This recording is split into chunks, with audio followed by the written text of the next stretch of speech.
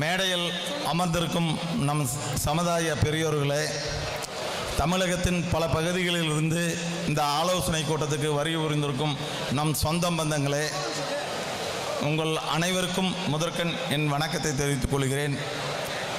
10வது நமது சமுதாய மாநாட்டை ஜெகநாத் மிஸ்ரா அவர்களுடைய பெரும் முயற்சியிலே நடைபெற உள்ளது. நான் காலையில் வந்ததிலிருந்து ஜெகநாத் மிஸ்ரா அவர்களை உன்னிப்பாக கவனித்து கொண்டிருந்தேன். ஒரு தலைவர்னா ஏதோ ஒரு இடத்துல உட்கார்ந்துட்டு அப்படியே இது இல்லாமல் எல்லாத்தோடையும் ஒரு சகஜமாக ஒரு எளிமையாக நல்ல முறையில் பழகிறாரு. இது ஒரு நல்ல ஒரு தலைவர் நம்மளுக்கு இப்போ கிடைச்சிருக்காரு.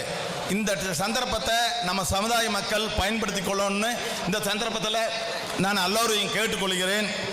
கோவை மாவட்டத்தை பொறுத்தவரை சூரியகுமார் அண்ணன் அவர்கள் தலைமையில் நாங்கள் இந்த மாநாடு வெற்றியடைய எல்லா விதமான ஒத்துழைப்பும் கொடுப்போன்னு உறுதி